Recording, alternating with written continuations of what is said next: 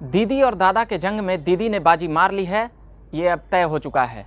मोदी और अमित शाह और तमाम बीजेपी के जो आला अधिकारी थे और तमाम जो उनके संगठनिक ढांचा के दम भर रहे थे 200 सीटें जीतने का, वह तो नहीं जीत पाए, मगर ममता बनर्जी वहां पर 200 सीटें जीत गई। और ममता बनर्जी ने यह भी बातें बतला दी कि हमारे खिलाफ आप जितना भी प्रचार कर लीजिए या जितना भी टोका टिप्पणी कर लीजिए, हम पिछले 2 चुनाव जिस अंदाज में जीते हैं उससे भी जोरदार तरीके से जीतेंगे। और यह जीत ममता बनर्जी की न केवल इस विधान बंगाल तक ही यह सीमित रहेगा, बल्कि इसका असर बिहार पर भी पड़ेगा। क्योंकि प्रशांत किशोर ने जिस अंदाज में तमाम चैनलों को जो अपने इंटरव्यू में कहे थे कि अगर बीजेपी 100 सीटें भी जीत जाती है तो हम पॉलिटिकल जो ये काम कर रहे हैं 5-6 सालों से 10 सालों से, वह काम छोड़ देंगे।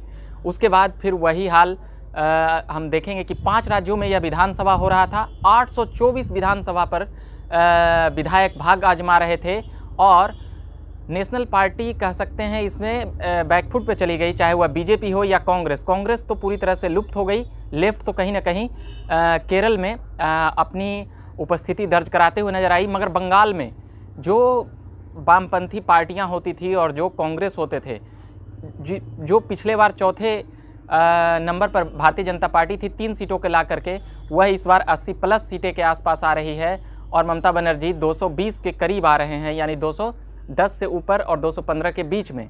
अभी पूरा परिणाम नहीं आया है, वह जब तक रात होगा और कल तक पूरा यह स्पष्ट हो पाएगा कि कौन पार्टियां कितनी कहां जीती है। वैसे 5 राज्यों में चुनाव थे।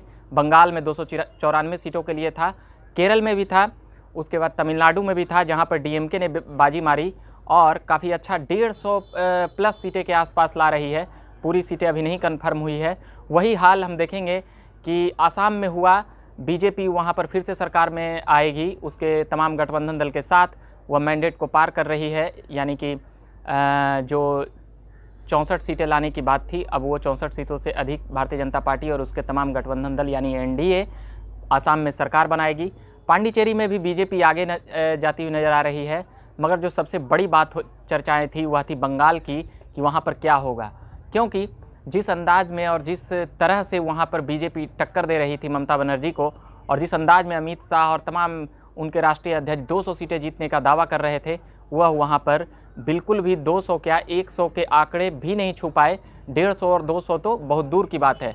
मगर वह इसलिए भी कह रहे थे क्योंकि 2019 लोकसभा में जिस प्रकार से चुनाव का परिणाम आया, उनको यह लग रहा था कि इस विधानसभा में भी हमें जनता बहुमत देगी, मगर ऐसा कुछ होते हुए नहीं नजर आया। वह ममता बनर्जी पर ही विश्वास दिखाते हुए नजर आई। और इस चुनाव में जो एक और बड़ा चीज़ें दिखा कि किस तरह से चुनाव प्रचार किया जाता है। जो महंगाई के मुद्दे थे वह भी कहीं ना कहीं बीजेपी को खासा नुकसान करते हुए नजर आया। हम 1.5 महीने पहले, 1 सप्ताह पहले के एनालिसिस में यह बताए थे कि ममता बनर्जी बंगाल में कमबैक कर सकती है, उनके आने के भरपूर चांसेज हैं, मगर इस तरह से आएंगी इसका अंदाज़ा तमाम विशेषज्ञों को, तमाम टीवी चैनलों को और तमाम तरह के चिंतक और खुद ममता बनर्जी को नहीं होगा कि हम 200 से प्लस सीटें जीत जाएंगे और 2/3 बहुमत से ज़्यादा बहुमत लाएंगे। पिछले 2 चुनावों से ज़्यादा बेहतर परफॉर्मेंस करेंगे। यह शायद वामपंथी पार्टी और कांग्रेस भी नहीं सोची थी कि इतनी बेजोड़ तरीके से जीतेगी। ओवैसी फैक्टर बंगाल में कहा जा रहा था कि बिहार में जिस प्रकार से वह किए हैं, शायद मुस्लिम इन बातों को समझ गए। 1/4 मुस्लिम की वहाँ पर वोटर हैं, तो वह आबादी समझ गई कि बिहार हम देख चुके हैं, अगर इस बार यहाँ बीजेपी आ गई तो हम लोगों को परेशानी होगी। यह उनकी मानसिकता और सेटलमेंट है एक हिंदू मुस्लिम वोट का, और हिंदू वोट का कहीं ना कहीं जो वोटिंग और परसेंटेज है वह बीजेपी के साथ जाता हुआ नज़र आया। मगर एक कह सकते हैं कि उग्र हिंदुत्व को छोड़ना बीजेपी को वहाँ पर महंगा पड़ गया। और ममता बनर्जी जिस प्रकार से तमाम मंदिरों और पूजा पाठ में जो लगी, वह कहीं ना कहीं हिंदू वोट बैंक को एक प्रकार से स्थिर किया ममता बनर्जी के पक्ष में। क्योंकि विकास से ज़्यादा वहाँ पर जिस तरह से चुनावी प्रचार हो रहे थे, वह हिंदू और मुस्लिम का जो माहौल था वह बन चुका था बंगाल में। इसलिए ये सभी बातें, इन बातों के अंतर्गत हम कहने का प्रयास कर रहे हैं। तो अभी के लिए इतना ही कहेंगे। बंगाल में दीदी जीत चुकी हैं, इसकी असर बिहार में भी पड़ेगी, क्योंकि बिहार में भी बड़ी जोड़ जुगाड़ से नीतीश जी का सरकार चल रहा है।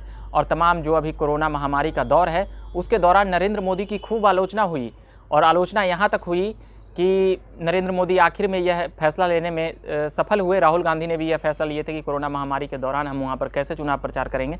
नरेंद्र मोदी की पार्टी ने भी बाद में यह नरेंद्र मोदी को समझ में आया, या नरेंद्र मोदी इन बातों को समझे। चुनाव आयोग पर भी कई आरोप और कई ट्वीट के जरिए चुनाव आयोग को भी घेरा गया। मगर फिलहाल नरेंद्र मोदी का दाव यहाँ पर संकट में था और बंगाल की जनता ने ममता बनर्जी को चुनना बेहतर समझा। एक और बातें है कि बीजेपी की वहाँ पर चेहरा नहीं था, ममता बनर्जी का नेता, नीयत और नीति वह स्पष्ट करके जनता के बीच में उतरी थी।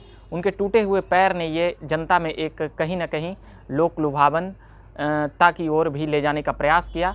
और ममता बनर्जी जिस अंदाज में बोलती थी, बंगाल की माटी, मानुष और अलग अलग प्रकार के जो लोकल, एक तरह से कह सकते हैं लोकल को वोकल बनाना है, यह नरेंद्र मोदी का कहना था, मगर इसे सही साबित किया है ममता बनर्जी ने। कोरोना महामारी को लेकर भी एनडीए की सरकार और वर्तमान सरकार, केंद्र सरकार कह सकते हैं, काफ़ी घिर रही थी कि आखिर किस तरह से यह चुनाव हो रहा है। जब तमाम राज्यों में एक ऐसे माहौल में चुनाव हो रहा था कि जब तमाम राज्यों में लॉकडाउन लग रही थी, तब बंगाल में चुनाव हो रहा था, यानी कि साफ तौर पर आम व्यक्ति के जीवन से खिलवाड़ हो रहा था। और कई हाईकोर्टों ने इस पर टिप्पणी की थी, तब भी केंद्र सरकार को यह नहीं समझ आई और चुनाव आयोग पर सीधे मौत के मुकदमे दर्ज करने की भी बातें हुई।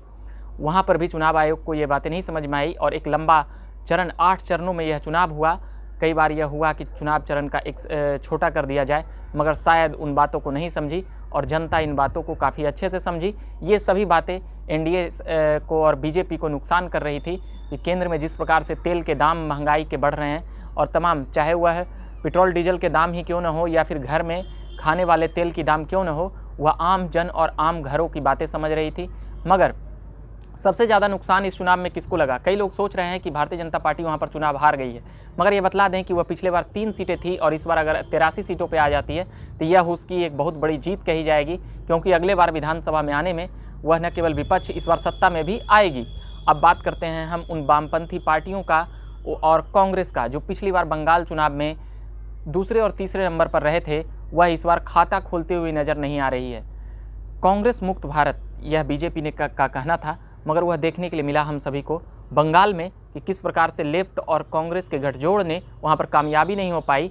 और नरेंद्र मोदी का एक जो, और योगी आदित्यनाथ का तमाम तरह के रैलियों को, अमित शाह और योगी आदित्यनाथ को जो रोकने का प्रयास हो रहा था बंगाल में ममता बनर्जी की तरफ से, राज्य सरकार की तरफ से, उसमें भी बीजेपी कई जगहों पर वैसी जगहों पर सीटें निकाली है जहां पर कभी बीजेपी ने आज से 5 साल या 10 साल पहले उम्मीद नहीं की होगी। इसलिए कहीं ना कहीं यह ममता बनर्जी की जीत है और भारतीय जनता पार्टी की भी जीत है, क्योंकि वह बंगाल के विपक्ष में बैठेगी।